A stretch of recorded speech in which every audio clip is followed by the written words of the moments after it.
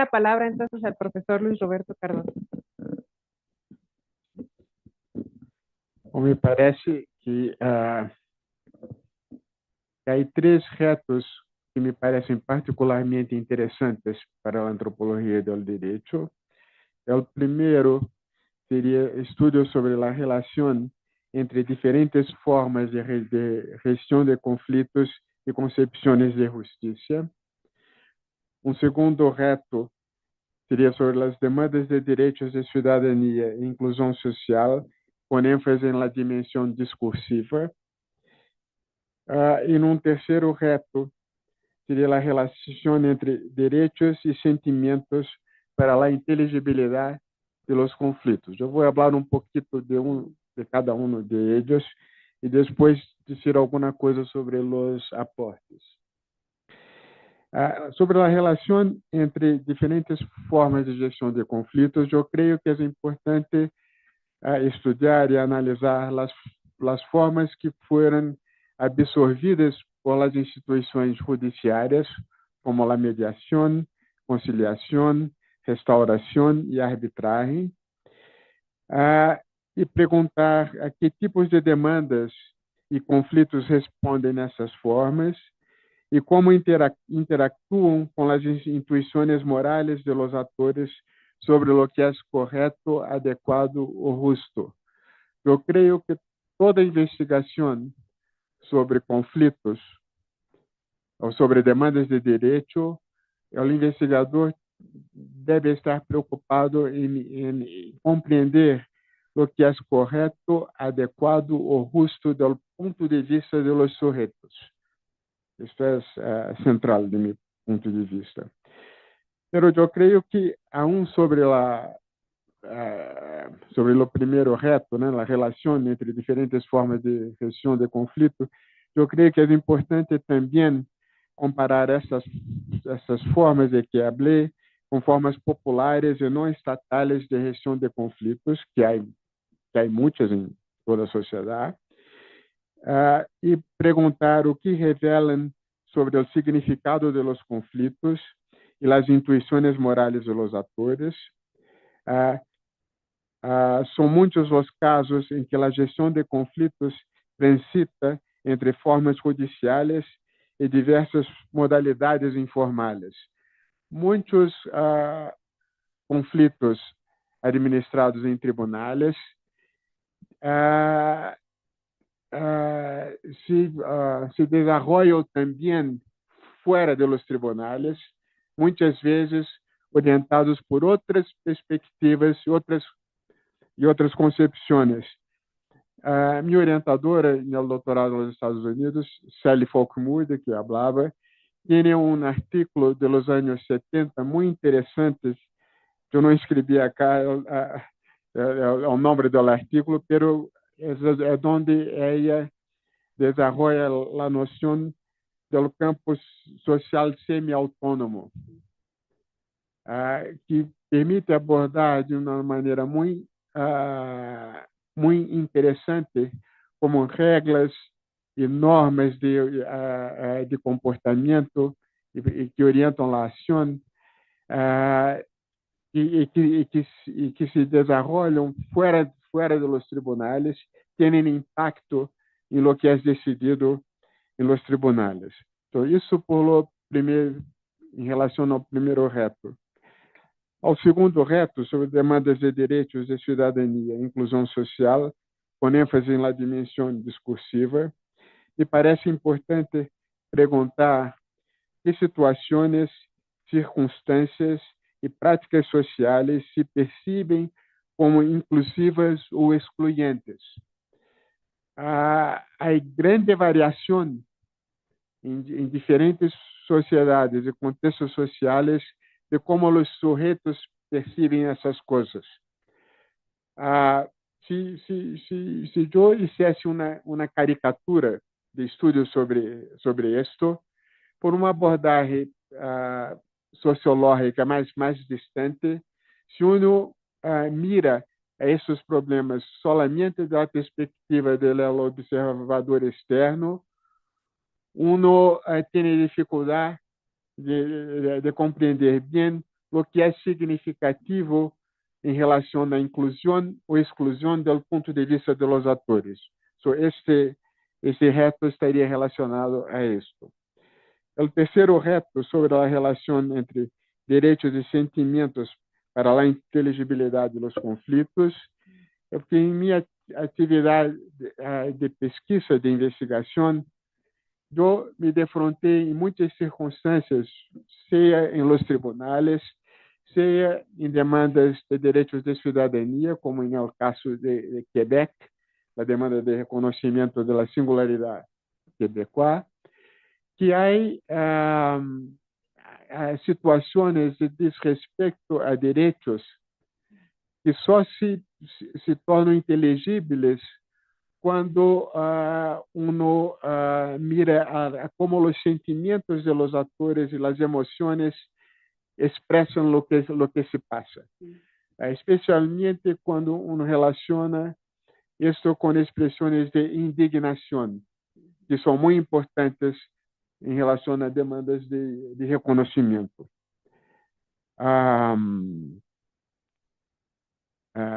Evidentemente que isso tem relação também com a importância dos rituais. Eu poderia falar muito sobre isso, que é um tema tradicional da antropologia. Pero la maneira, la dramatização de los atos tem sempre um significado particular que uno não transmite sem a dramatização. Isso vale mesmo por a decisão do juiz, em certos casos. Eu passo agora muito rapidamente por los aportes em relação a isso que eu falei. Eu creio que em las atividades de nossa rede de investigação, um aporte interessante são as investigações sobre as diferentes modalidades de construir a verdade. Muitos trabalhos em ENIAC, a começar pelos trabalhos de Kant, têm essa contribuição. Eu creio também que os trabalhos que focalizam a percepção do insulto moral, que é uma conceitualização que eu trabalhei bastante, permite captar melhor as questões as ofensas à la dignidade da gente. E eu creio também que essa preocupação entre a gestão de conflitos, as demandas de direitos de cidadania, permitiram uma mirada mais cerca do que lo identifico como 3 dimensões temáticas de los conflitos que ligam os tribunais, que é a dimensão temática de los direitos. Se a gente vai ao tribunal porque direito não foi respeitado do ponto de vista do ator. Há a dimensão de los interesses, quando uno demanda uma reparação específica, uma indenização, por exemplo. Pero há também eu chamo as demandas de reconhecimento, que se dirigem a esse aspecto da ofensa à dignidade, e é algo que os tribunais têm muita dificuldade de abordar, e há muitos conflitos que esse é o principal do ponto de vista dos atores. E não é importante solamente porque é importante, digamos, dar atenção e procurar reparar, se possível, as ofensas à dignidade também, mas porque há muitos casos de assassinato, por exemplo, que começam com uma ofensa moral, mal resolvida. Y los tribunales, como en Brasil, por ejemplo, frecuentemente devuelven los conflictos a la población. No tiene un encaminamiento adecuado. Y finalmente, no, entonces, solamente realzar la importancia misma de la etnografía, porque la etnografía es algo bastante simples, pero faz com que uno preste atención a cosas que cotidianamente são naturalizadas. Bom, era isso. Gracias. Muchas gracias, profesor. Una disculpa por las tarjetas. Adelante, doctora, por favor. Bueno, las tarjetas son como así, como las normas del derecho, se detiene uno. Bueno, yo diría que en esta vertiente que mencioné de antropología, del derecho, digamos, formal, hay claros aportes que han tenido incluso varias generaciones de estudiosos que han dejado pues una base importante para la disciplina, ¿no? Y que tiene que ver mucho, como señalaba, tanto con el entendimiento de los procesos de justicia entre los pueblos indígenas. También creo que ha sido un aporte importante que incluso hoy la Suprema Corte de Justicia de la Nación lo ha convertido en una recomendación general a todos los jueces que va como juzgar con perspectiva de género. Yo creo que ahí ha habido también un aporte sustantivo. Algunos criminólogos consideran que esta cuestión de incluir a las mujeres dentro del ámbito de la criminología, que había sido siempre un mundo masculino, incluir a las mujeres con sus diferencias, con sus particularidades, ha llevado a esta posibilidad de reflexionar en la justicia de cómo ellos tienen que incluir esta mirada, esta visión, todo lo que las ciencias sociales en general han aportado sobre este enfoque de género.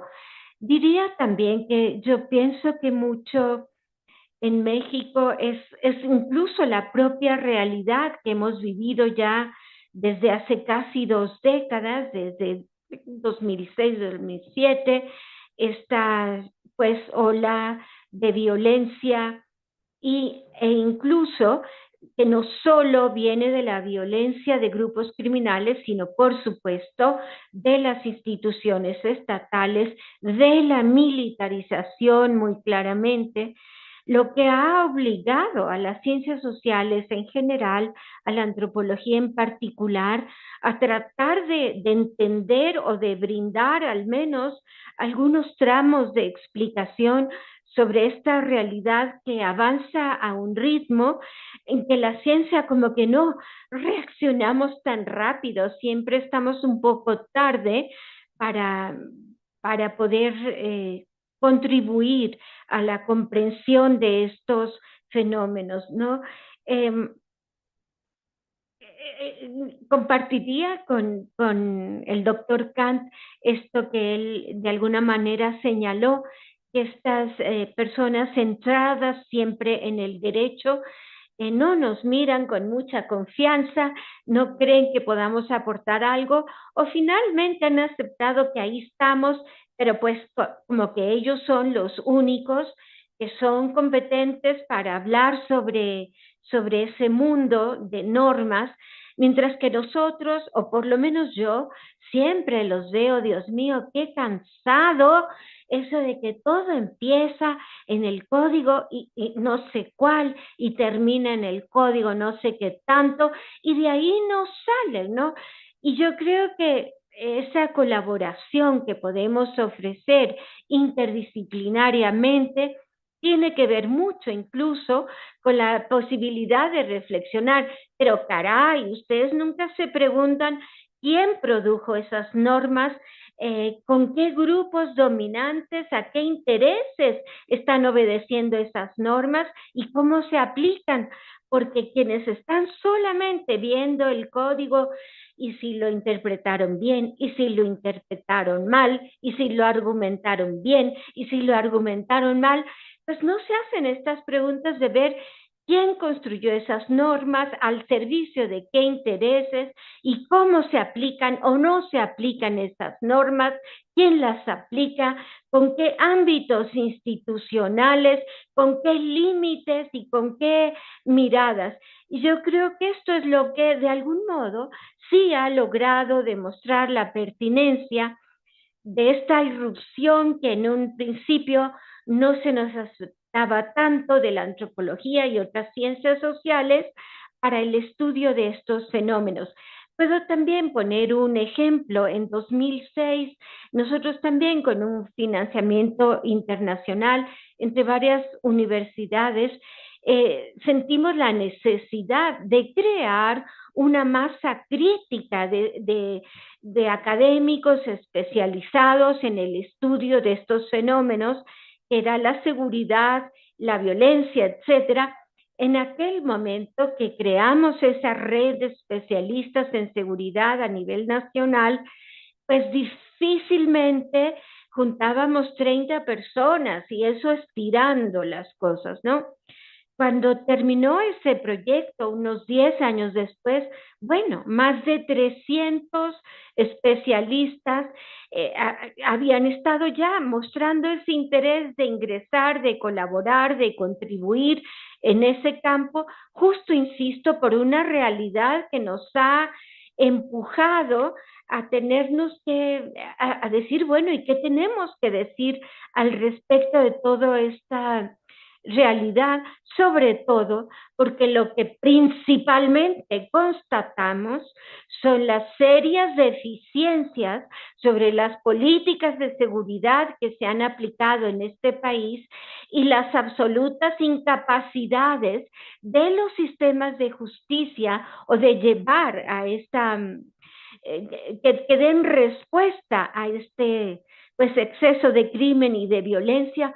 Hoy día lo que vemos son instituciones absolutamente desbordadas, rebasadas y en alguna medida, en parte, por problemas que nosotros veníamos viendo y señalando desde hace tantos años, ¿no?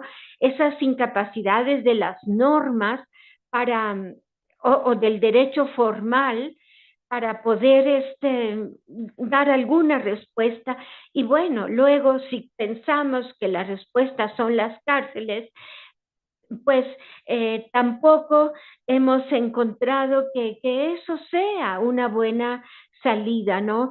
Fundamentalmente desde la antropología, una de las mayores maneras de poder ver esas cárceles es como ver que esos muros no logran cubrir esa realidad social desde donde surgen los delincuentes y esa realidad social desde donde viven y siguen viviendo las familias de esos delincuentes, que son además aplastados también por esas realidades carcelarias que se deshacen del cumplimiento de derechos de las personas privadas de libertad y transmiten esa necesidad que tienen las familias de cubrir. Entonces, ¿cómo hay allí una invitación y una reproducción a continuar en el ámbito del delito porque se ven forzados a hacerlo por las propias políticas del Estado, ¿no? Es esta misma realidad la que nos ha marcado algunos de los temas que vamos a abordar algunos de los ponentes en esta semana, que tienen que ver con la desaparición de personas.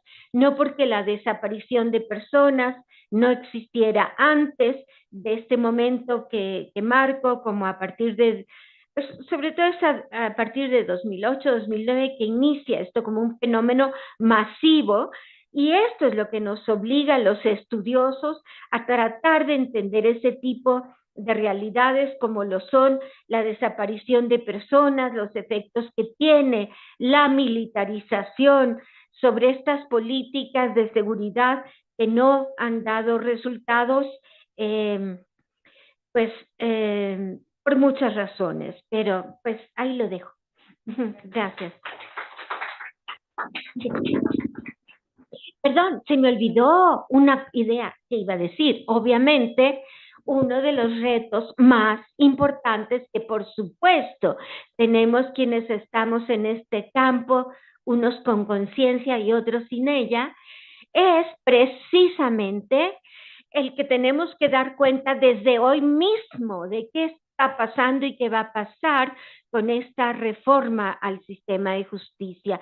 Tenemos que sentarnos ya a documentar paso por paso, de todas las implicaciones y los resultados que va a tener esta reforma al sistema de justicia. Se me olvidaba que ese era el reto principal, sin duda alguna. Perdón. Gracias. No. Bueno, yo voy a empezar por los aportes, porque creo que en nuestra aldea local, pero creo que también en vuestras aldeas, conseguimos consolidar un campo de estudio específico donde la mirada antropológica que resulta de la investigación etnográfica consiguió desarmar ciertas lecturas o discusiones que tradicionalmente se encaraban desde el derecho en la clave en que Darío Melossi denomina la lógica del jurista ingenuo. La de las gentes del derecho que creen, dice él, que los problemas sociales, económicos y políticos y los propios problemas del ordenamiento jurídico pueden ser resueltos mediante un cambio legislativo. Yo creo que la forma en que fuimos construyendo el estudio del problema del poder punitivo del Estado y de sus condiciones de posibilidad, que fue a través del análisis del desempeño de las agencias, de las burocracias, de las corporaciones del sistema penal y de las mallas de relaciones que ligan a unas con otras, y también a través del análisis de las formas de hacer y de producir conocimiento e intervenciones políticas de los activismos y las militancias en ese campo, es decir, de los modos en que distintos colectivos sociales denuncian violencias y reclaman justicia, específicamente desde el campo de los derechos humanos en Argentina. Eso nos posibilitó generar investigaciones valiosas, yo creo, para comprender esos procesos, para comprender el hacer de quienes de distintas formas van dando carnadura al Estado, hacen a la estatalidad.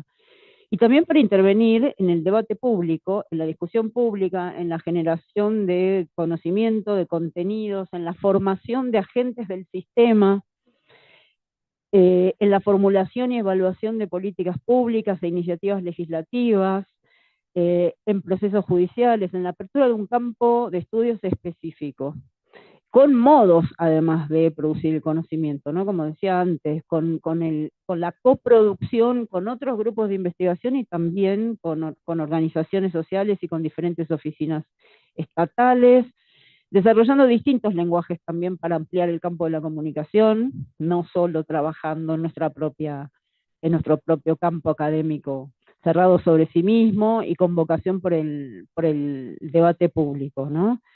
Yo mencionaba a los equipos de investigación que son parte del programa y señalaría entonces, bueno, el grupo Poder Policial, Violencias y Activismos es una línea de investigación que está centrada en el análisis de las formas locales en que se expresa el poder policial en su mayor y menor intensidad represiva, ¿no? Es decir, en una dimensión cotidiana, rutinaria, sistemática, poco espectacular, pero también en el análisis de casos así de mayor intensidad represiva. Pero también avanzamos en la investigación en políticas públicas en materia de seguridad y derechos humanos, en los modos en que los diferentes ámbitos estatales intervienen frente a esos desempeños y esas violencias, en las tramas y las dinámicas sociales que contribuyen a la denuncia y al debate, ¿no?, comunitario, a las prácticas del activismo y la militancia que procuran la limitación o el control o el gobierno de esas violencias. El otro equipo de investigación, Burocracias, Derechos, Parentesco e Infancia, está aquí Florencia Graciano, que es integrante investigadora de ese equipo dentro del programa.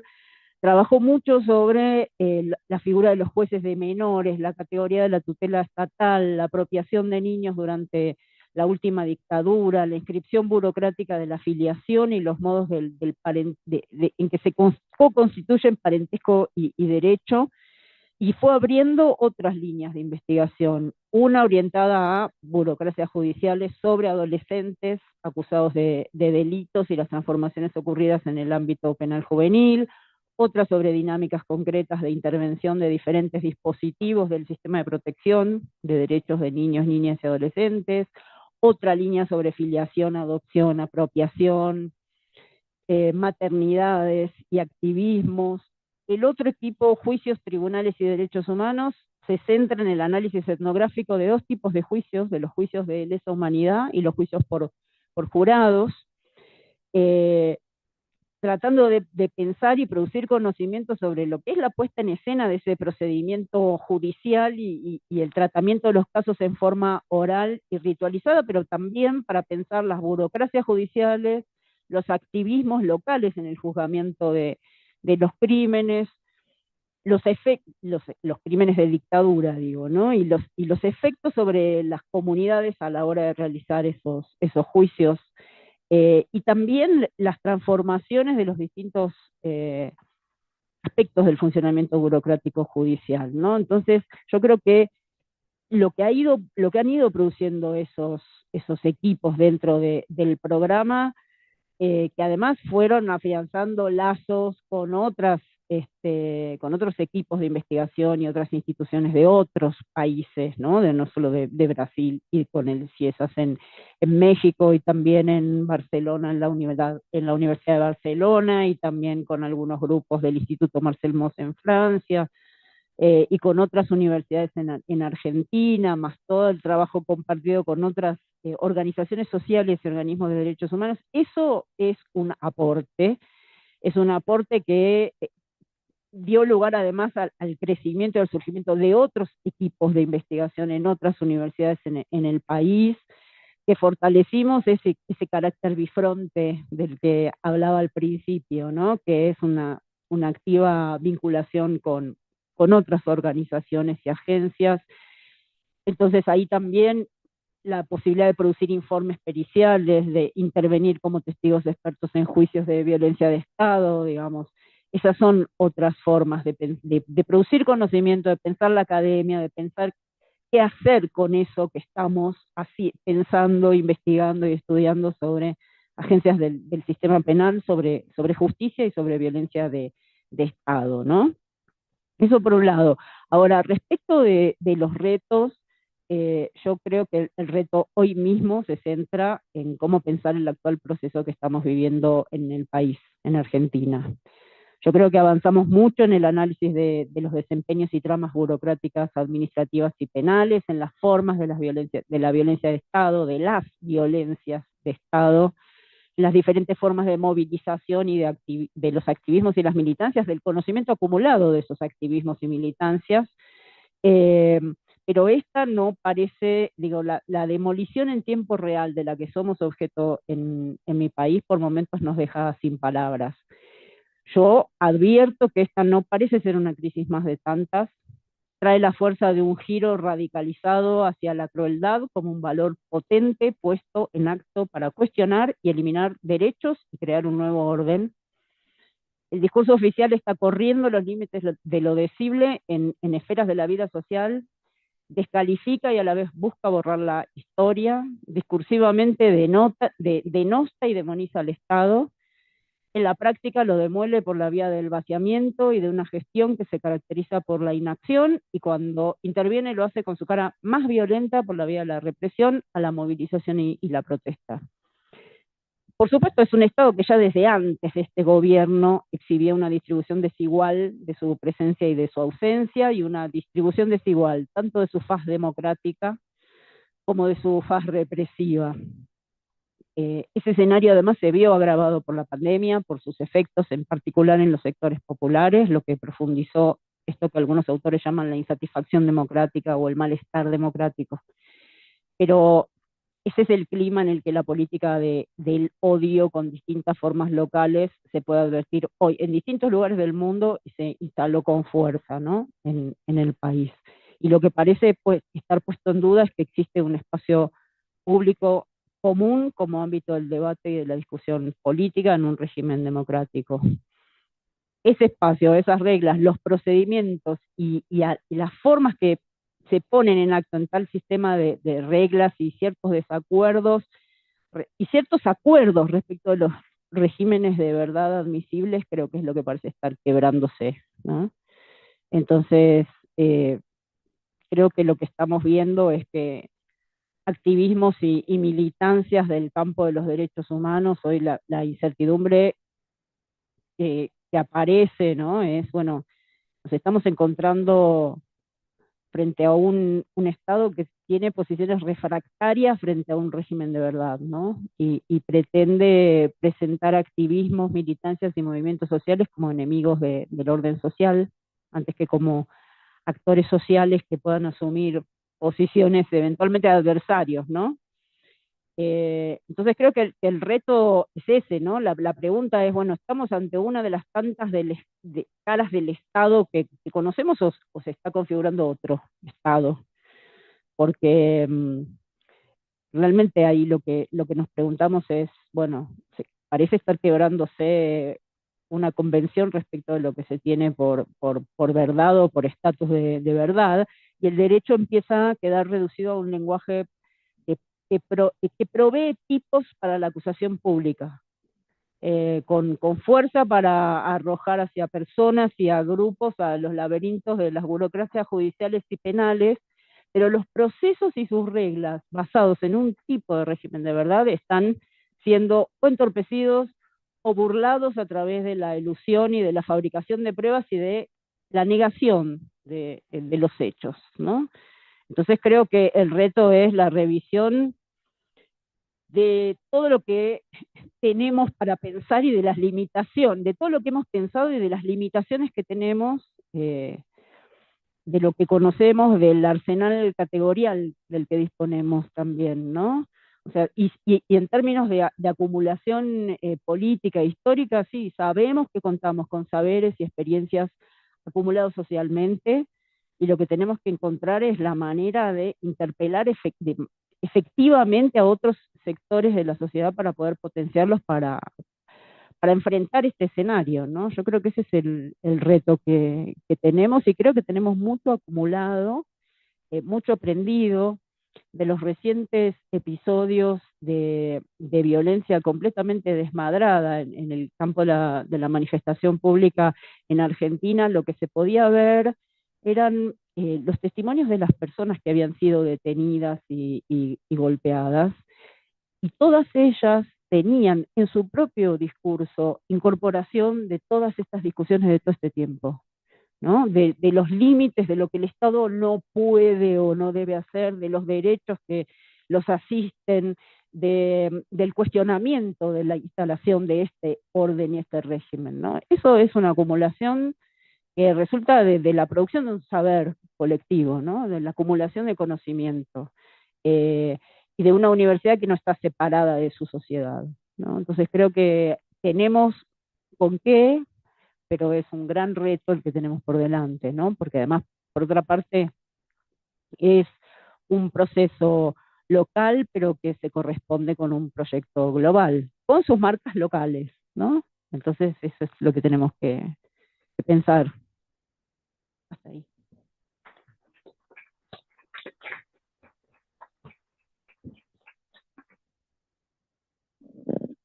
Muchas gracias a los cuatro, a los profesores y profesoras. Muy interesante, ha sido fascinante en realidad escucharlos aquí en persona, es un lujo dadas sus trayectorias y todo lo que nos han compartido. Y bueno, también por una cuestión de tiempo, voy a dar este paso a algunas preguntas de aquí de las personas que nos acompañan aquí en el foro. Y también invitarlos en las redes sociales donde están siguiendo este evento. Si tienen alguna otra pregunta que hacer, es el momento. Y solo un saludo muy afectuoso a los y las integrantes del FLAP que viven en otras ciudades del país. Y compañeros y colegas que nos acompañan de otros países. Así que, bueno, yo cedo el micrófono. Si tuvieran alguna pregunta, por favor, si gustan levantar la mano para preguntar aquí a los profesores. Adelante, por favor. Gracias. Bueno, pues nuevamente bienvenidas, bienvenidos. Muchísimas gracias por compartirnos su experiencia, su trayectoria y estas reflexiones. Yo tengo dos preguntas muy puntuales. La primera, pues como ustedes saben, México lleva otro ritmo en este tipo de estudios, ¿no? Entonces, de pronto tenemos muchas y muchos estudiantes que no se animan a hacer este tipo de antropología por el tema de sentir que tienen que haber estudiado Derecho o que tendrían que entrar a hacer un curso de Derecho o hacer la licenciatura en Derecho, ¿no? ¿Cuál sería su opinión al respecto? Incluso, obviamente, pues estudiantes de antropología, digamos, ¿no? Que de pronto sienten que para hacer este tipo de investigación tienen que estudiar la carrera de Derecho, tomar cursos de Derecho. ¿Qué les dirían a estas y estos estudiantes al respecto? Y por otro lado, ¿qué les recomendarían, digamos? Y por otro lado, creo que justo uno de los retos más elementales quizá es el tema del acceso cuando queremos estudiar instituciones, ¿no? Y de pronto creo que el tema de la transición hacia la oralidad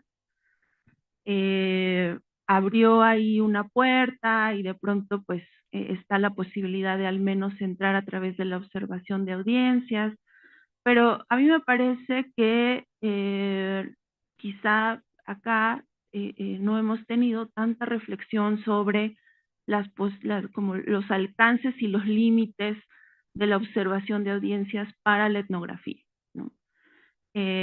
Digamos, como un punto específico de acceso a las instituciones. Entonces, yo quisiera pedirles también una reflexión, porque yo sé que varias y varios de ustedes han trabajado en la observación, y tomando en cuenta también, por ejemplo, que en México no tenemos estos tribunales de poca cuantía, como los que estudió el profesor Cardoso, por ejemplo, ¿no? Digamos que son también, pues, tipos de procesos que son mucho más técnicos y burocráticos, ¿no? Entonces, quizá pedirles una reflexión sobre posibilidades, alcances, retos, límites de la observación de las audiencias como un acceso a campo para hacer etnografía. Muchas gracias. Muchas gracias, Erika. ¿Gustan responder esta primera pregunta? Adelante, quien quiera comenzar. Profesor. Usted. Bueno, a primeira pergunta sobre os estudantes, o que é? Sim. Deixa eu perguntar para ele. Se os estudantes querem fazer pesquisa nessa área, perguntam se eles precisam fazer curso de direito. Estão fazendo na tradução para saber se entendi corretamente. La primera cuestión sobre los estudiantes de Derecho, nosotros en Brasil, esa cuestión no se coloca mucho porque las ciencias sociales están apartadas de Derecho en Brasil há mucho tiempo, en función de las estrategias represivas que el Derecho, a través de sus agentes de policía y de justicia, hacen com relação à universidade e às ciências sociais. Há um choque tradicional, antigo, sobre isso. Entonces, essa é uma questão que não aparece. Os que vão estudar ciências sociais não querem estudar direito. E os que estudam direito não querem estudar ciências sociais. A não ser uma ou outra exceção, evidentemente, mas dessa forma não existe. Nós outros estuvemos na Faculdade de Direito. É uma história comprida que não vou contar agora, mas antes de ter esse instituto próprio, estava na Faculdade de Direito e hicimos lá esse curso de segurança pública. E o medo da Faculdade de Direito era que os estudantes de Direito iriam migrar de segurança pública, iam migrar para o Direito, que é uma coisa mais nobre, mais importante, etc. E o que aconteceu é que os estudantes de Direito foram estudar no curso de segurança pública. Isso gerou um conflito que nos expulsaram da faculdade para este instituto. Esse instituto nasce dessa expulsão, como se diz em português, fomos expulsos para cima e não para baixo. Então, isso é uma coisa interessante, porque vem esse estudo da reflexão, da prática, etc., como uma coisa competitiva. E eu tento esclarecer sempre que é uma coisa complementar à dogmática, não é uma coisa contra a dogmática, ou contra o direito, ou contra as leis, mas é uma coisa complementar, é uma visão que o direito não tem e que nós estamos oferecendo. Isso é uma coisa. A outra coisa é que, por isso mesmo, nossa estratégia sempre ha sido fazer antropologia com o direito, e não sobre o direito.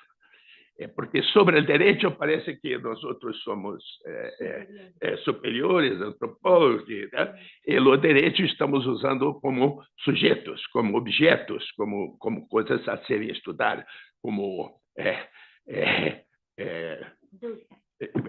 aquele negócio da experiência que faz cobaias, como cobaias. Sim.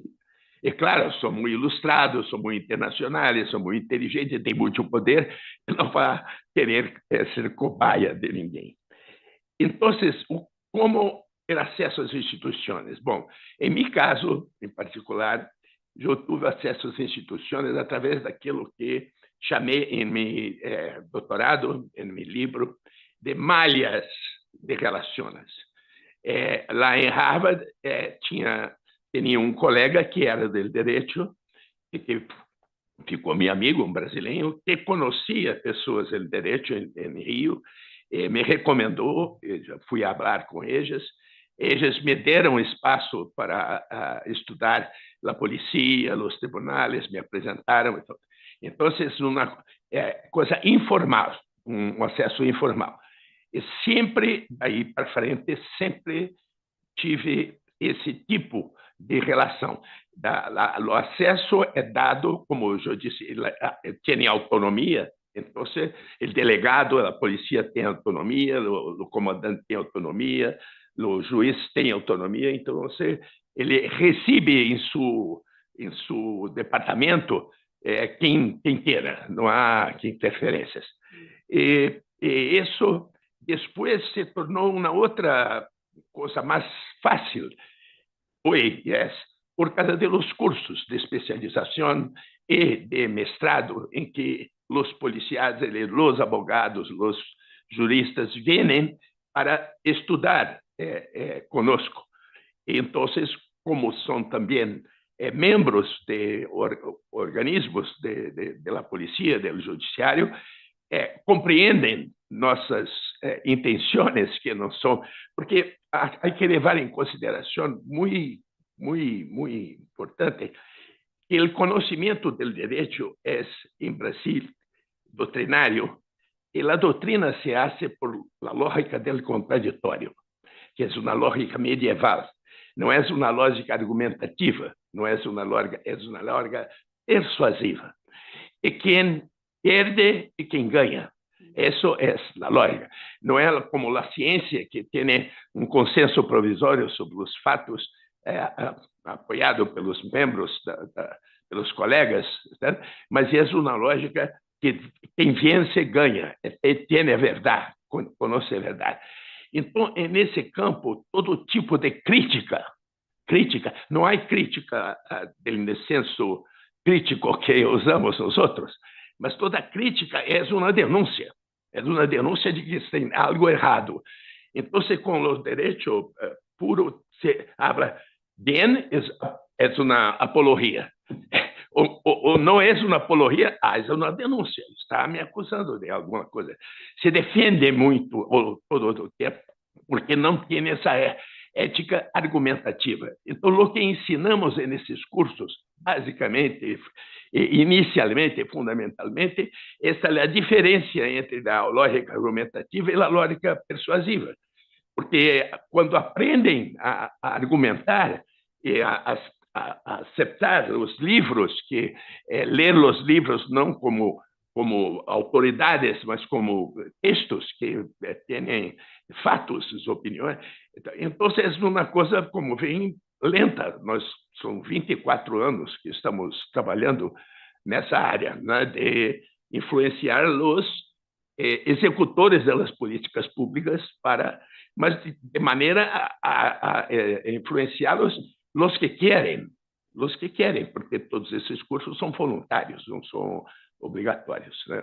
Então, seria o que poderia dizer, né? A lógica de aproximação é informal, mais ou menos, era completamente informal, hoje é mais ou menos informal, né? E os estudantes de direito, de ciências sociais, não querem estudar direito. Gracias. Adelante. O hacemos el orden. Pela ordem. Ok. Gostaria de acrescentar solamente duas coisas. Em relação à primeira questão, ter que fazer de curso de direito ou não, eu estou de acordo com o que Kant ha dito sobre os estudantes em Brasil. Eu me gostaria de dizer também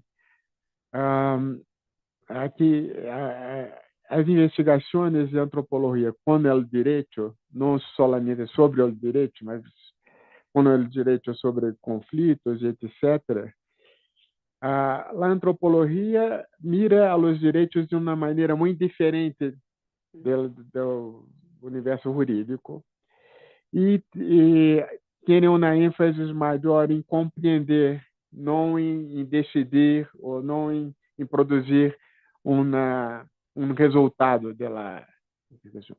Então, os estudantes de direito frequentemente se interessam por antropologia para ampliar sua compreensão.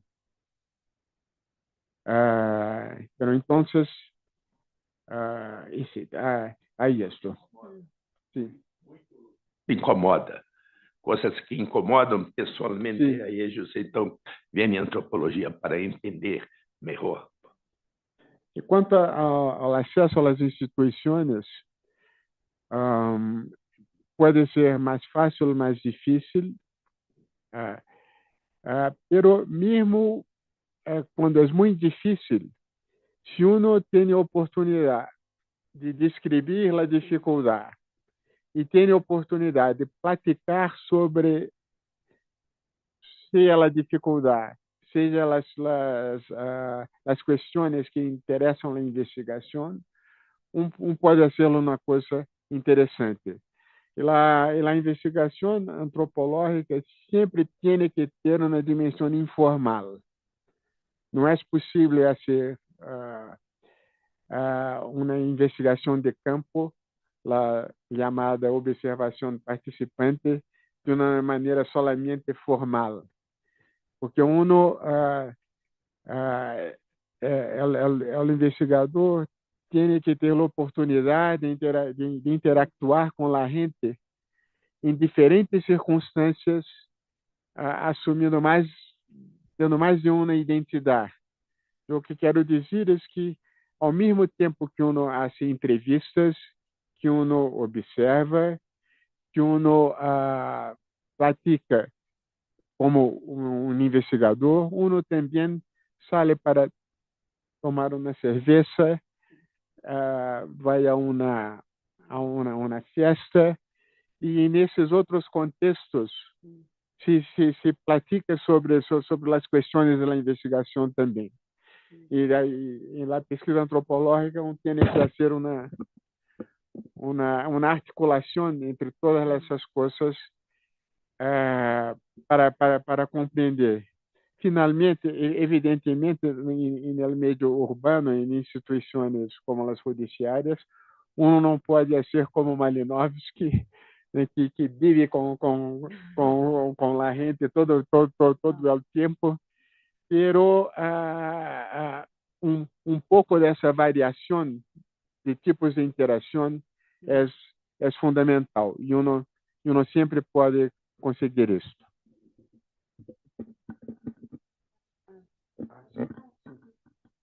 Yo seré muy breve, solo para decir que, bueno, como también todos sabemos, esas divisiones entre disciplinas son bastante arbitrarias y es por eso que es importante siempre cruzar esas fronteras entre disciplinas. Y yo diría, frente a los que tienen temor de que para hacer algo de antropología del derecho tienen que estudiar derecho, no necesariamente, aunque sí tienen que tener por lo menos un conocimiento básico necesario sobre el derecho y son, digamos, cuestionamientos que se hacen también en otras disciplinas, en otros campos, como por ejemplo la discusión que hay entre los psicoanalistas, si para ser psicoanalista se requiere o no ser médico. Y la verdad es que no se requiere ser médico, al revés. La verdad es que ayuda mucho más otras disciplinas como la lingüística, la historia, es decir, un montón de cosas que pueden siempre eh, tratarse de articular.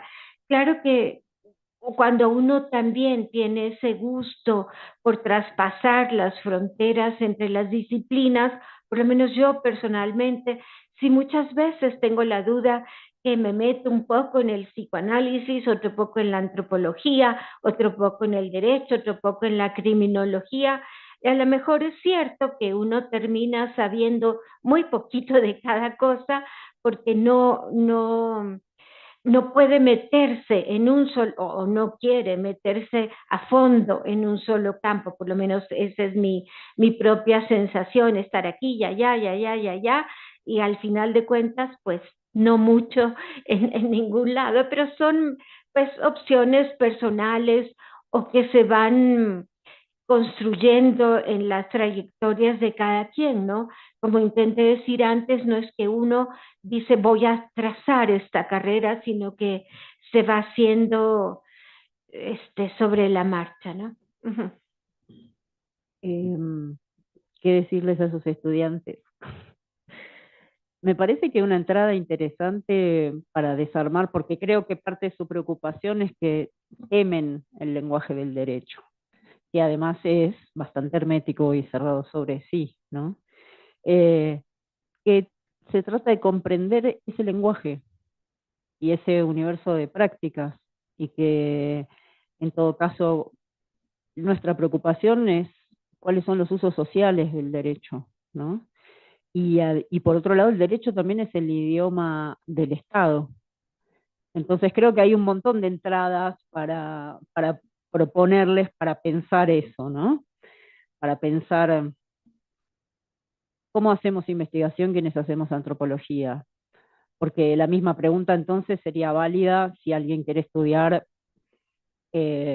hechicería y magia y brujería, o si quiere estudiar activismos y movilizaciones, o si quiere estudiar el mundo de los pescadores. Tiene que ser un pescador, tiene que aprender y comprender ese mundo, y eso lo va a aprender y comprender estando con quienes son ese mundo, ¿no? Creo que va por ahí, que en todo caso se trata de avanzar en la presentación de lo que es la antropología.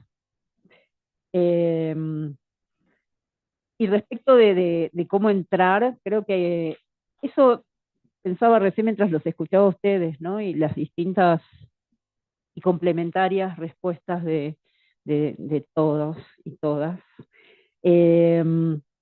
me acordaba de Gertz, ¿no? Que decía que lo nuestro es un conocimiento local, que la antropología, el derecho, la poesía y la navegación son saberes locales.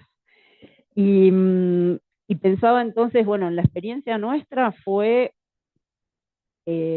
la red del amplio campo del activismo de los derechos humanos, lo que nos fue habilitando a circular por distintos espacios y nosotras mismas nos tornamos militantes y activistas de ese campo, pero desde nuestra especificidad, ¿no? Entonces, también fuimos incorporándonos y siendo parte de ese mundo y sin embargo no siendo igual que otros que son parte de ese mundo. Pero ahí hay una malla de relaciones, que es de lo que habla Kant con frecuencia, que es pues, si uno puede circular por esa malla, hay una red ahí, ¿no? Y hay formas de hacer antropología que implican poner en juego redes de relaciones, ¿no? Pensaba en lo que Ana Paula Méndez de Miranda llama antropología enredada, ¿no? Que es una malla de relaciones que los propios antropólogos haciendo investigación van produciendo que habilita a circular por algunos lugares, ¿no? Pero eso no pasa en todos lados y no pasa de la misma manera en todos lados, ¿no? Entonces creo que eso hay que pensar cuáles son las entradas viables, posibles, factibles acá en función de las redes de relaciones que existen, porque nadie investiga sola, ¿no? Pero de todas maneras pensaba en esto que decía Luis Roberto, ¿no? De describir la dificultad ya es parte del asunto. Yo recuerdo que cuando empezamos a hacer investigación, especialmente en policía, hicimos ir a la biblioteca del Instituto de Formación Policial y no nos dejaron entrar, porque era cerrado sobre sí mismo, pero eso sirvió para entender más de ese universo. ¿Por qué era un universo tan cerrado sobre sí mismo? ¿Qué profundidad histórica hay en esa cesura que separa sociedad de policía en Argentina? ¿Cómo se fueron tramando esas historias, no? Entonces también me parece que es parte del oficio nuestro hacer de esa dificultad un dato de investigación, ¿no? Creo que va por ahí.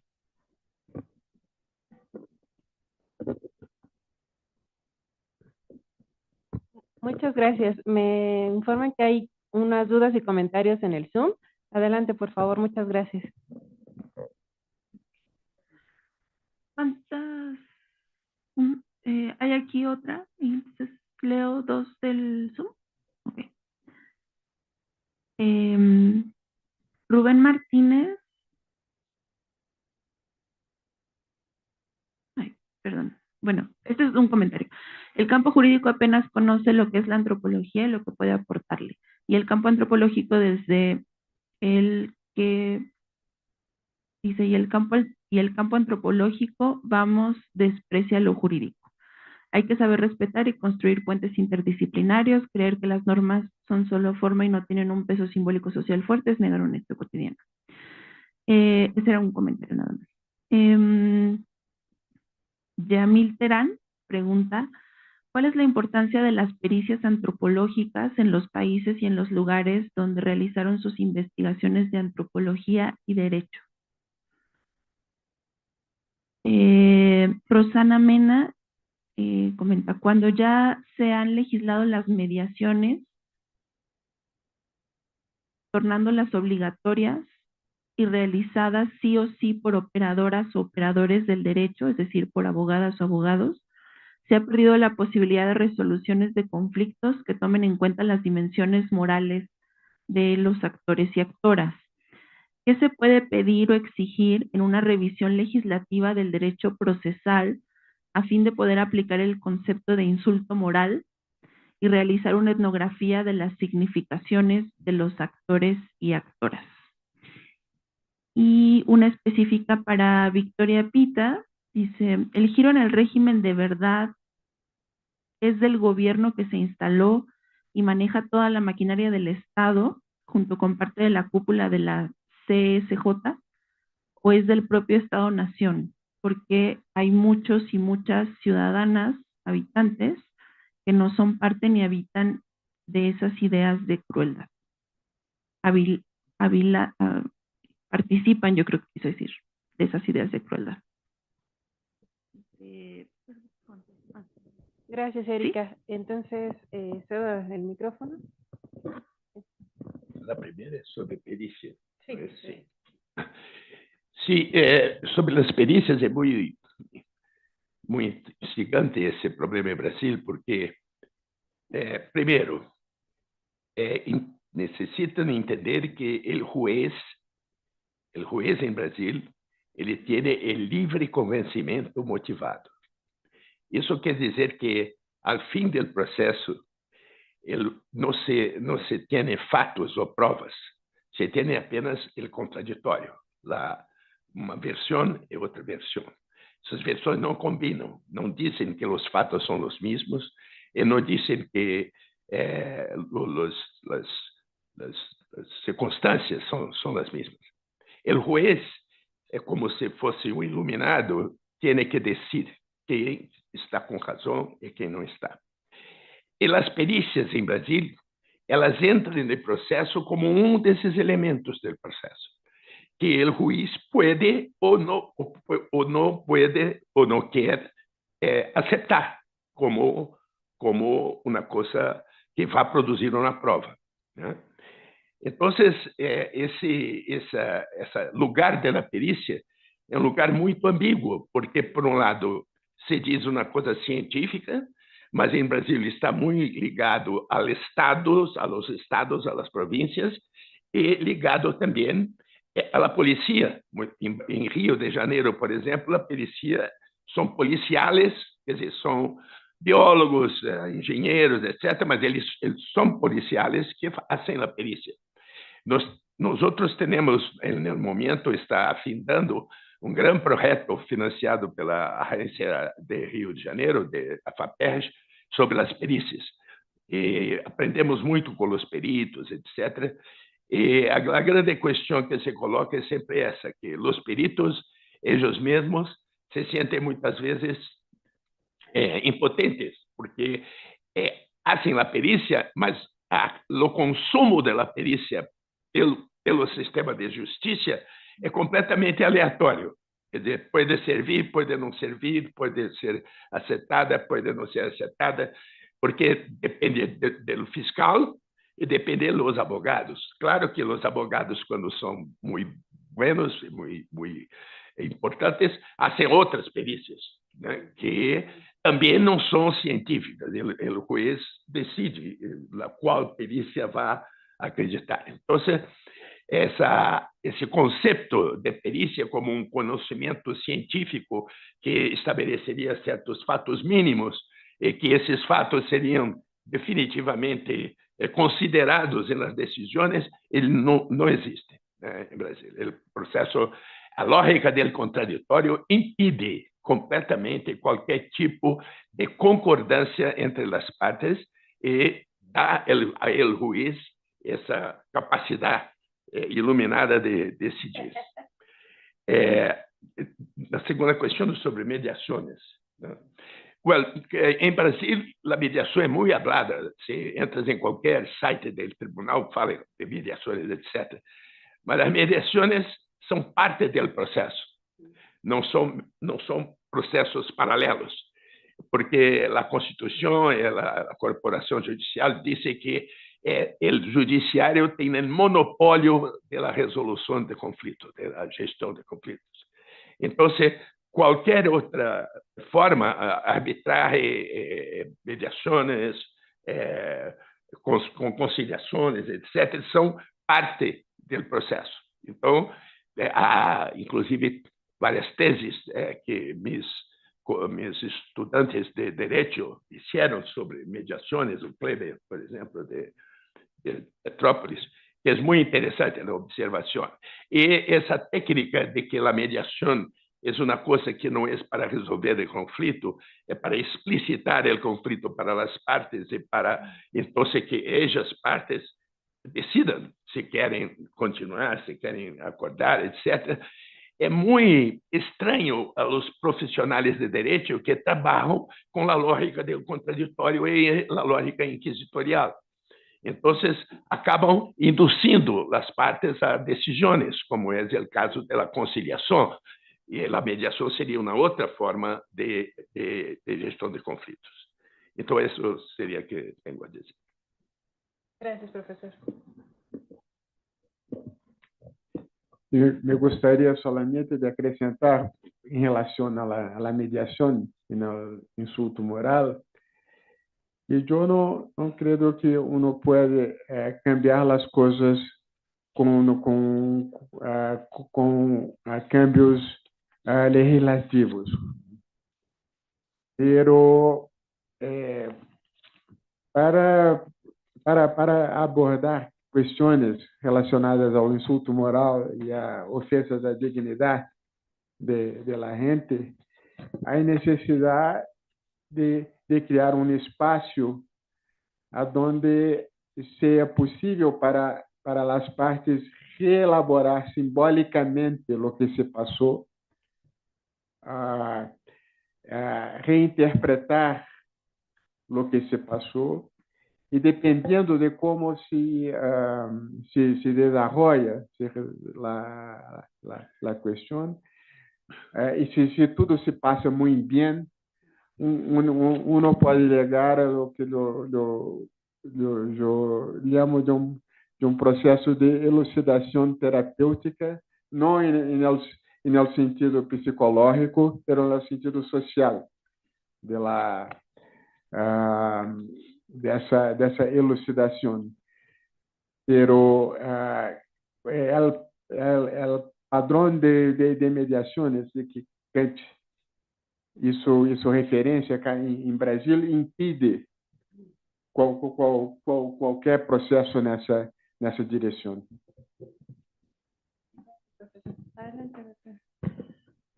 Sí, yo había olvidado algo que quería decir de la pregunta anterior y que era sobre los alcances y límites de la etnografía de las audiencias. Yo considero que pues el trabajo de Irene, por ejemplo, ha mostrado absolutamente la pertinencia de este trabajo. Como ya lo explicó el doctor Kant, los efectos que eso tiene o cómo es escuchado por el ámbito en concreto de la justicia, pues puede ser diverso, pero de que, perdón, de que es un análisis pertinente, no cabe duda. Y sobre el papel de las pericias antropológicas en los juicios aquí en México, yo diría que realmente es un papel muy limitado. No tienen digamos, la amplitud, ni se acude a ellas con la frecuencia que tendría que hacerse. En mi caso es muy curioso que yo he participado en varios juicios que me han llamado como perito en Estados Unidos para explicar las características de la policía en México, por ejemplo, en el caso de que algún latino hubiera matado a un policía allá, ellos quieren un peritaje para saber cómo es la policía acá. Y acá nunca me han invitado para saber cómo es la policía en ninguna clase de peritaje, nunca, jamás, ¿no? Yo sí creo que allí pues debería haber mucha más solicitud porque hay una gran cantidad de temas en los que los antropólogos podríamos aportar elementos en esos juicios, pero no nos llaman, a lo mejor porque otra vez los abogados no creen mucho en las cosas que tenemos que aportar, o quizás no lo conocen también, no le dan el valor, o a lo mejor también nosotros no hemos sido lo suficientemente convincentes de que tenemos algo que aportar allí. Gracias. Voy a ir a la última primero, que era ese comentario, o sea, la referencia al régimen de verdad y a la crueldad, ¿no? No, por supuesto que hay la población, gran parte de la población es víctima de ese régimen de crueldad. Sí, lo que se puede ver es que esa es la posición que está tomando el gobierno nacional, algunos gobiernos provinciales y también algunos sectores del Poder Judicial que acompañan esas políticas. El Poder Judicial, que como caracterizaba Kant, es un poder, no solo como su nombre lo indica, sino como la evidencia empírica lo indica también, tampoco es un todo homogéneo. Entonces, ahí hay quienes adhieren a esas propuestas,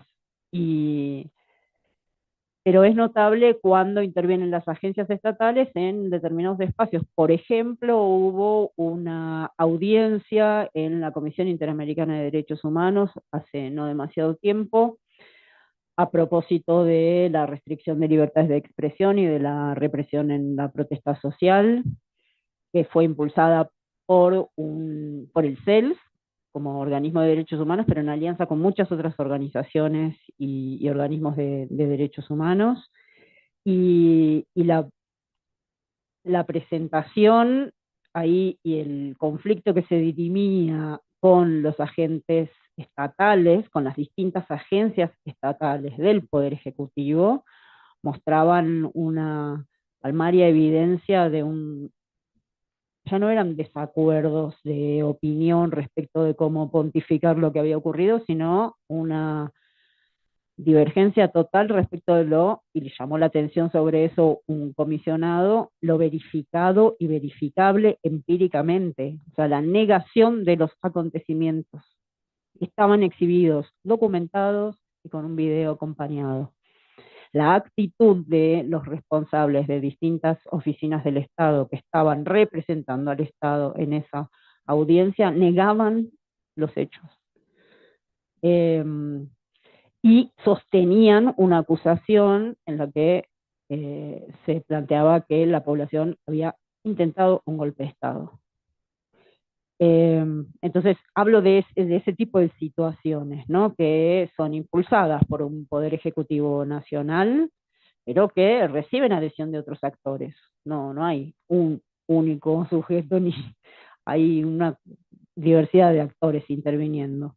Y después, respecto de las pericias, me parece que es interesante pensar la experiencia en función de quiénes las impulsan, quiénes las solicitan, y cómo se hacen, cómo se producen, ¿no?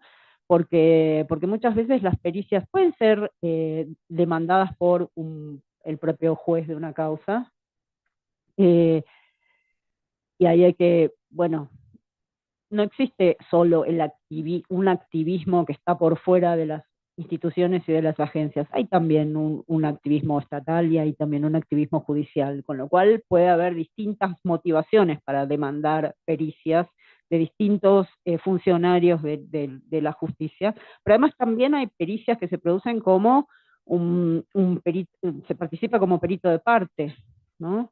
Entonces, muchas veces esto, en la experiencia nuestra, la demanda de contribuir vía peritos de parte, que además esto es algo que se echa mano a eso muchas veces desde el litigio estratégico, ¿no? Entonces, para producir incidencia. Entonces ahí, bueno, se trabaja colectivamente, se conversa acerca de cómo se produce eso que va a ser material de la pericia y cómo se va a intervenir, y entonces si es litigio estratégico, esa pericia se ofrece también para acompañar el trabajo de la acusación, de la fiscalía, si es. Pienso en casos de violencia policial, por ejemplo, y además también otras estrategias que no son formalmente pericias, pero la participación como testigo experto, impulsado por una de las partes. Digo, hay distintas formas de intervención que hemos explorado, y creo que ahí también el éxito o el fracaso de esas intervenciones y de esa forma de producción de conocimiento tiene que ver otra vez con las redes y las mallas de relaciones funcionando ahí, ¿no? ¿Quién la demanda? ¿Para qué? ¿Quién la impulsa? ¿Con qué motivaciones? Pero me parece que ahí hay que mirar mucho localmente, ¿no? Cómo es que funciona eso.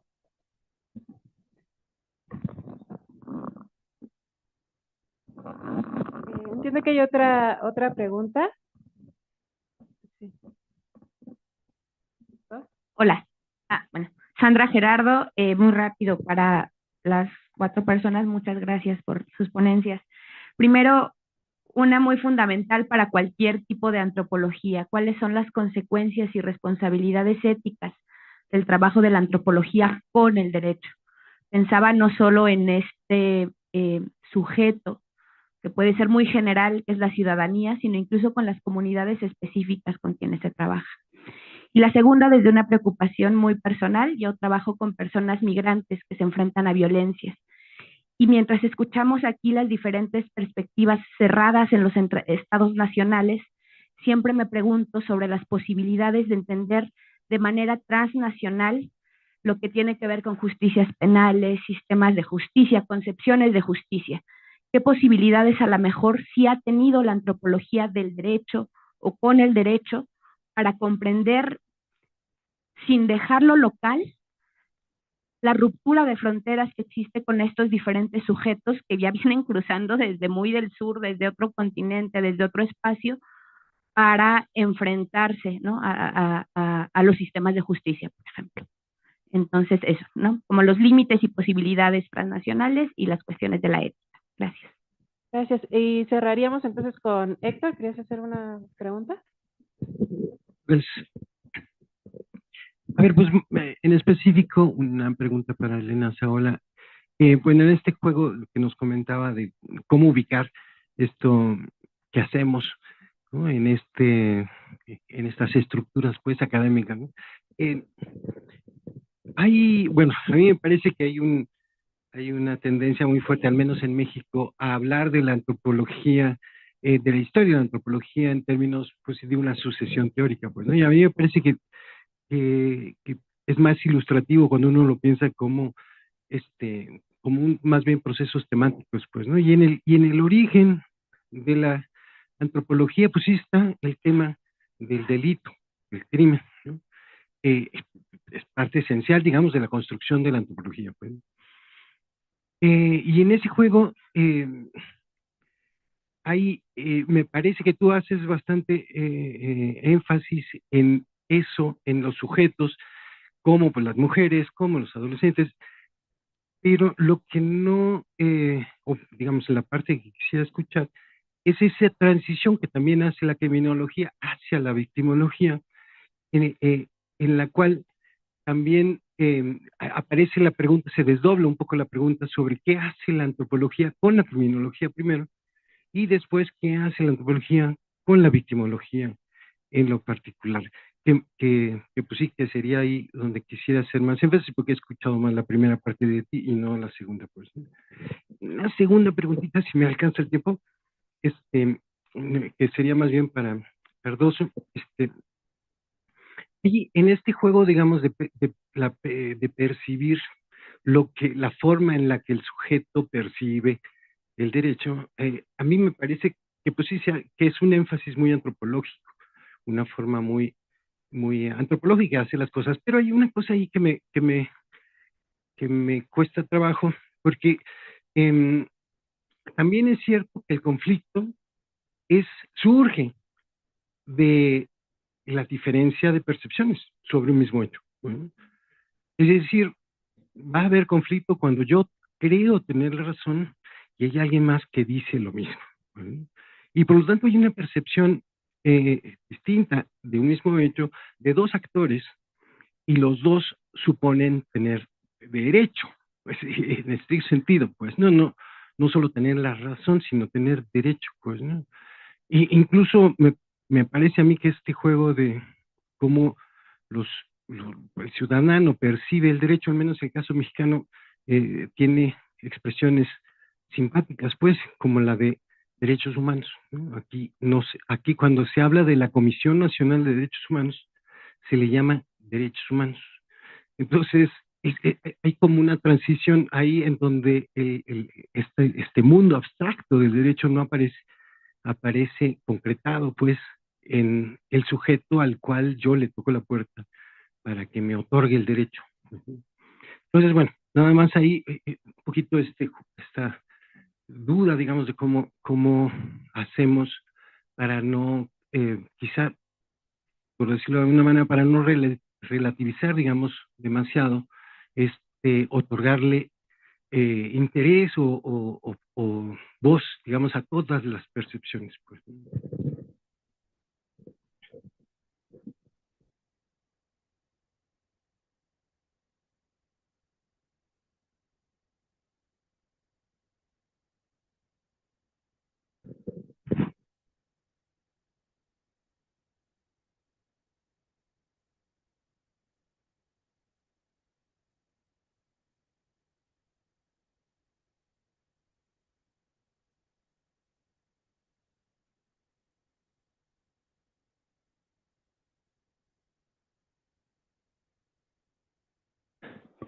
Vou começar com as responsabilidades éticas. Não compreendi muito bem porque as responsabilidades éticas com a antropologia do direito são exatamente iguais àquelas antropologias de responsabilidade com outros grupos que estudamos. Não identificação dos textos das pessoas, apenas conversar quando avisar que está fazendo uma pesquisa, conversar com as pessoas e tem muitas coisas que não vai escrever porque as pessoas te contam, né? É muito divertido nos estudos de comunidade nos Estados Unidos que os antropólogos faziam e havia muita gossip, muita fofoca e escreviam as fofocas e depois não podiam mais volver ao lugar porque ficavam muito mal vistos, etc. Então, isso é uma tradição, há coisas. Eu digo que eu quero saber o que é público nessas questões. Para eles, o que é público para eles, não o que é público para o público. E claro que há uma dificuldade muito grande de lidar com pessoas que pensam muito diferente de nós outros. Tem outros valores, outras compreensões da vida. E isso é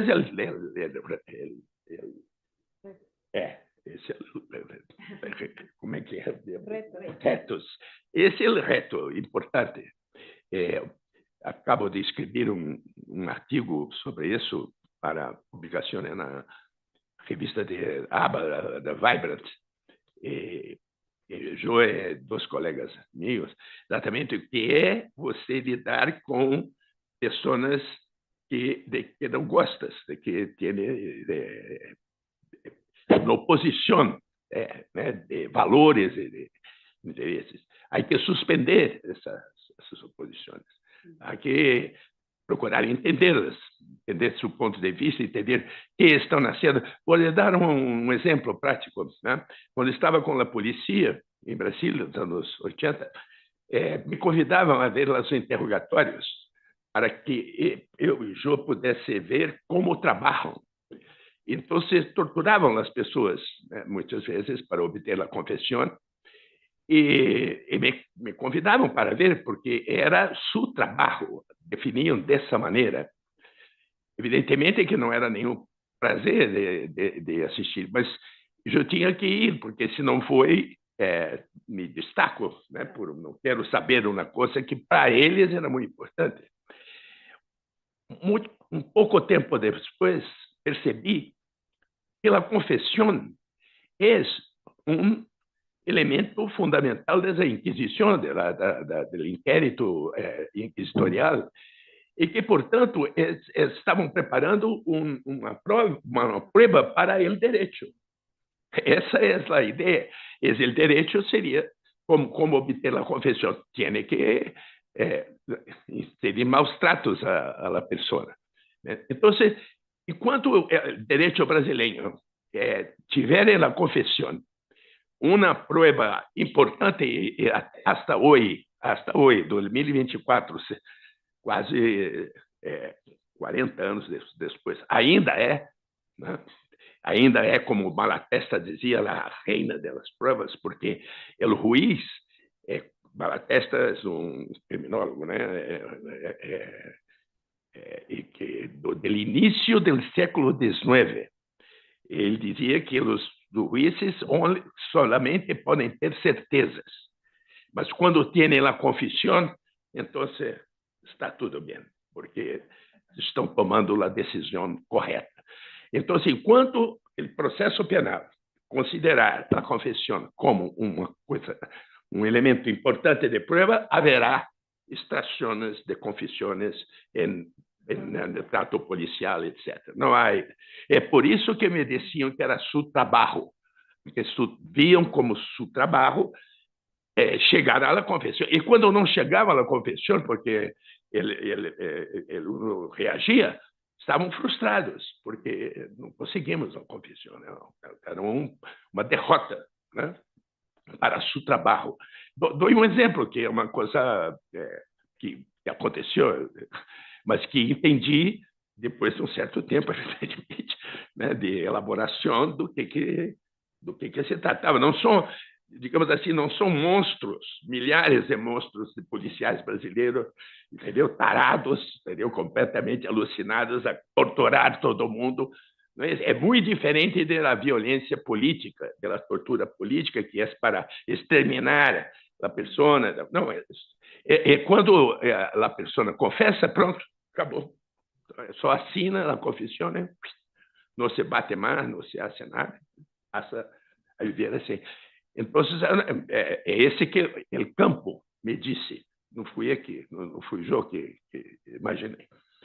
Então, são essas as questões éticas. E eu escrevi isso em meu livro. Claro que não disse quem eram as pessoas, mas disse que acontece isso, e acontece por causa disso. Né? Quanto aos migrantes, né, eu tenho na história, quando estava fazendo minha investigação em São Francisco, na Califórnia, com a Defensoria Pública, e a maioria das pessoas são estrangeiros. São Francisco é uma cidade. E havia um pessoal de Latinoamérica, eu não sei exatamente de qual lugar, mas que, sabes que quando no sistema acusatorial, né, se não hablas, estás em silêncio, tem que provar. Mas no sistema inquisitorial, se não hablas, é porque está culpado. Não? São duas concepções externas. Em Brasil temos as duas coisas na Constituição. Brasil é muito aberto às suas ideias todas ao mesmo tempo, agora, porque pode usá-las alternativamente e alternadamente. Mas então, se havia essa pessoa que era de uma comunidade que falava espanhol, eu não me lembro qual era, muito tempo, e eu queria confessar. E seu advogado, que era a pessoa com quem eu trabalhava, dizia que não, que podia ficar calado, não havia necessidade de confessar. Mas o tradutor dizia para essa pessoa exatamente é melhor que confesses, porque assim há uma vergonha sobre nossa comunidade, porque cometiste um delito, é melhor que confesse e te dão o castigo.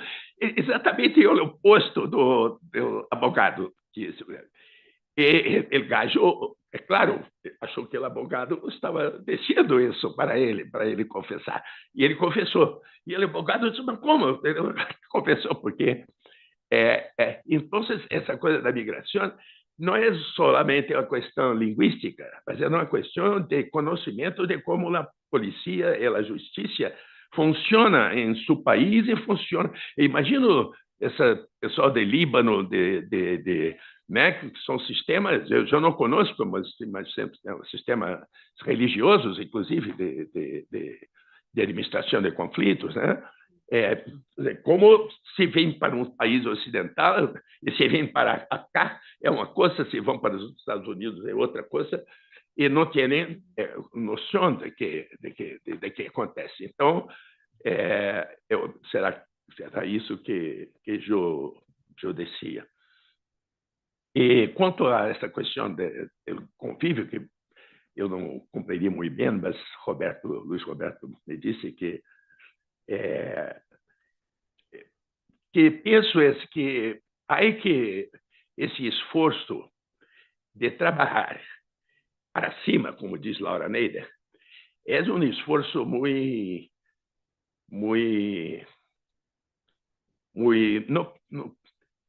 tienes que ser muito cauteloso, diria, porque estás lidando com pessoas que têm poder, que podem acioná-lo judicialmente, que podem prendê-lo, que podem fazer uma série de coisas, embora reconheçam. Então, é necessário estabelecer esse tipo de relação que Luiz Roberto falou, para que te tornes uma pessoa confiável. A confiança que é a fundamental arma da investigação etnográfica. A pessoa que tu interlocutor tem que confiar em ti. Se não confia, não habla, não relata, mente. Então, essa confiança custa de obter. Então, penso, por exemplo, que quando empecé minha investigação em 2000,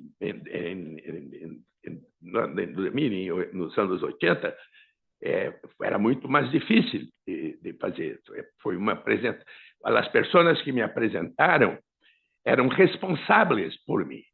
Se existisse alguma coisa errada, como aconteceu algumas vezes, porque eu não tinha controle da ética, por exemplo, é proibido fazer acordos em juzgados de tribunal de júri em Brasil. As pessoas têm que se contraditar todo o tempo e não podem, senão o juiz interrompe a audiência e manda vir outro advogado. Mas eu reparava que na pauta do juízo, onde marcam, eu reparava que havia dias que havia somente um julgamento, um juzgado, e dias que marcavam 3 juzgados. Como pode adivinhar o dia? Como assim? Então, foi o juiz. Eu queria saber o que houve. Há acordo. Já estou terminando. Só esse exemplo. Há acordo. Se acordo em meu tribunal, jamais se opõe daqui para fora. Muito assustado. Aí fui falar com o advogado criminal, que era meu amigo e amigo do juiz. Então, eu penso que fiz uma coisa horrorosa e tal, mas não sabia que estava. Então, ele foi para o juiz. Não, ele é bom rapaz, ele estava confuso, ele não sabia, desculpas e tal. Então, há que ter uma cobertura, vamos dizer assim, né? Cobertura que digo de relações, né, sociais, para entrar nesse mundo, que é um mundo tão fechado. Claro que ajudava um pouco que fosse licenciado em Direito. Era uma vantagem naquele tempo. Depois não era mais, desculpe. Muchas gracias, profesor. E são perguntas bastante complexas. Eu vou tentar responder rapidamente. Pero primeiramente sobre a responsabilidade ética do antropólogo, eu tenho escrito e publicado sobre isso há muito tempo que eu não escrevo sobre isso. Pero eu creio que o que eu he escrito por la antropologia vale por todo tipo de pesquisa antropológica. Eu creio que os antropólogos têm 3 responsabilidades ou compromissos éticos importantes. Um é o compromisso ou responsabilidade ética com a verdade. Da mesma maneira que todo esforço de investigação científica que produz conhecimento. A segunda responsabilidade ou compromisso ético seria com os sujeitos da investigação. Por exemplo, há uma antropóloga americana que provavelmente conhecem, que se chama Nancy Shepard Hills. Ela escreveu uma nota numa publicação da Associação Americana de Antropologia sobre ética de investigación, hablando sobre su investigación sobre contrabando, como uno dice, contrabando de órganos, tráfico de órganos, e ela disse em um determinado momento que ha colaborado com a polícia para a apreensão de um traficante. Eu creio que isso não é não é ético do ponto de vista da investigação. Uno não pode utilizar suas pero a terceira responsabilidade ética se relaciona com essa que eu creio que o investigador tem também compromisso ou responsabilidade ética com a cidadania, porque eu quero dizer que ela não deve, digamos, colaborar com a polícia para prender o traficante, mas deve escrever sobre o problema do tráfico de órgãos. Sobre as migrações transnacionais é problema muito difícil, como a gente falava. Há alguma relação com a pergunta de Héctor sobre as diferentes concepções sobre direito entre a gente. Eu creio que quando eu hablo que é importante escutar o que o sujeito disse, eu penso no significado social, não o significado que é válido solamente para uma pessoa. Eu estou caricaturando para ser mais claro. Pero há muitas circunstâncias em que os atores em conflito têm interpretações muito diferentes de lo que se passou e quando se trata disso é sempre uma situação muito complexa, é verdade. Pero eu creio que em processo argumentativo uno pode vir a ter mais clareza, ao menos sobre a diferença entre as posições. E isso é muito difícil falar sobre isso em abstrato, se num caso específico, pero quando há diferenças muito grandes e são, digamos assim, são coerentes, as duas visões são coerentes em elas mesmas, eu creio que uno tem que fazer esforço para ser uma composição, pero en el nivel abstrato que yo hablo, yo creo que eso no hace mucho sentido, porque uno no puede, por ejemplo, yo no voy a dar ejemplos, porque todos los ejemplos demandan mucha elaboración, no hay tiempo para eso, pero es una cuestión muy interesante. De todas las maneras, yo creo que las partes deben ter oportunidades iguais de falar sobre o que se passou. E há situações muito diferentes. Uno pode perceber que compreendeu mal a situação e pensar que a outra parte tem mais razão. Pero las partes podem jamais se entender sobre o que se passou também. E não solamente eu não tenho uma solução para isso, mas eu creio que a antropologia não tem uma resposta satisfatória sobre como. Sí, sí, nem ao direito, certamente no.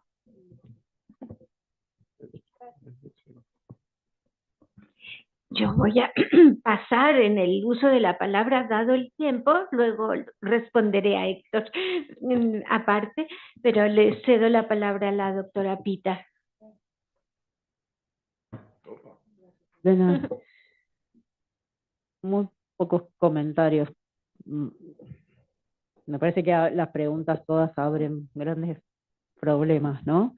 Pero sobre la cuestión ética me quedaba pensando en lo que decía Luis Roberto.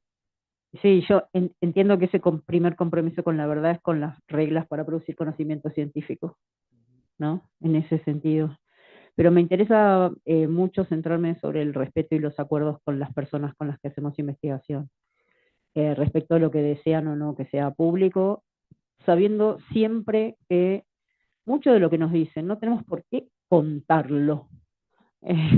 Nos sirve para comprender ese universo, nos sirve para comprender ese mundo, ¿no? Y también teniendo claro cuál es, que después no tenemos mayor control sobre nuestra producción. Entonces, hubo conocimiento producido sobre el terrorismo de Estado en algunas provincias que después fue usado como prueba por los propios militares, ¿no?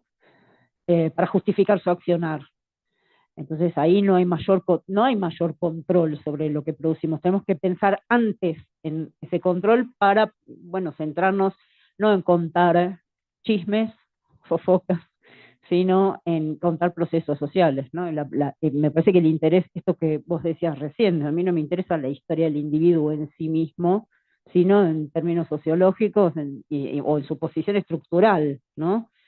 Entonces, eso por un lado, y por otro lado también sí el compromiso con la rigurosidad en la producción de conocimiento, sabiendo además que la mayor parte de las veces sino la totalidad de nuestro conocimiento estaba financiado por fondos públicos, ¿no? Ahí hay otra dimensión más para incorporar. Respecto de lo que vos planteabas sobre las migraciones transnacionales y esto, yo no trabajo sobre esos temas, de manera que sí lo que puedo decir es otra cosa que no tiene necesariamente que ver con migraciones, porque ahí lo que pienso es, bueno, ¿qué pasa cuando las personas están saliendo de un régimen normativo y entrando a otro, ¿no? ¿Qué conflictos se abren ahí? Pero pienso, más que en esa dimensión de lo transnacional, pienso también en las experiencias, la contrastación de experiencias locales en un mundo global, ¿no? Entonces pienso, por ejemplo, bueno, ¿cuáles son las formas específicas de los activismos y las militancias en materia de derechos humanos en distintos lugares? Recuerdo una experiencia que hicimos, que fue en la Federal Fluminense, que fue a una propuesta de Lucía Eilbaum, que hicimos un encuentro de familiares de víctimas de violencia policial de Brasil y de Argentina, de Buenos Aires y de Río de Janeiro. Las formas de intervención, las sensibilidades jurídicas y morales, la forma de expresar y poner en funcionamiento sus emociones y sus sentimientos eran totalmente distintas. Totalmente distintas. Fue muy enriquecedor el intercambio entre ellas y fue muy interesante para todas las personas que estábamos ahí comprender cuáles eran las formas de hacer política en uno y otro lugar.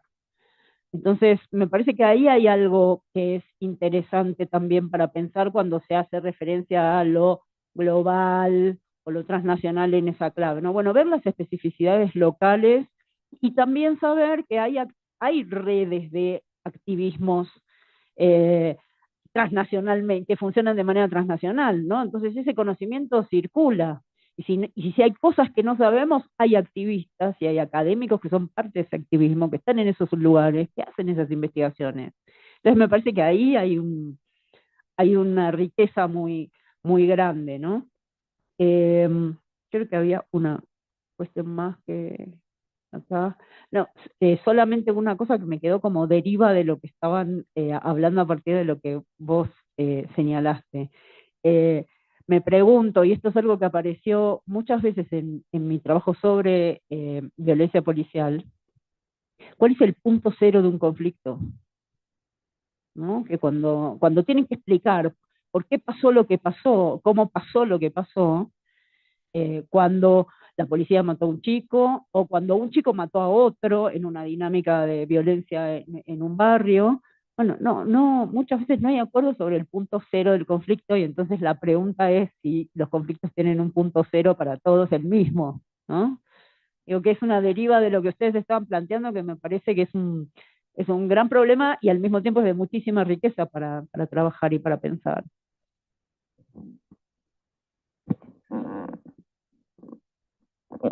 Muchas gracias a los profesores y las profesoras. Sin duda, cada uno de los puntos que han colocado a lo largo de esta sesión da para conferencias y charlas más extensas. Tendremos la fortuna de escucharles en estos días con sus conferencias magistrales. Y solo señalar que tendremos por la tarde a las 4:30 la mesa de incidencia, donde justamente colegas de aquí de México van a compartirnos sus experiencias y sobre todo, bueno, en justo solo tomar este punto de los peritajes antropológicos, que acá en México, pues, justamente han estado más enfocados en temas indígenas y desde el FLAT están colegas haciendo esa búsqueda de dar algunas aportaciones y nos van a compartir eso por la tarde en algunas de estas mesas.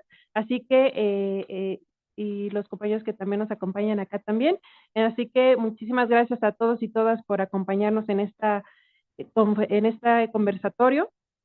Insisto, nos vemos entonces a las 4:30 aquí y les agradecemos a quienes nos siguen en las redes sociales de otros países, de otros estados de nuestro país. Así que muchísimas gracias a todos y todas.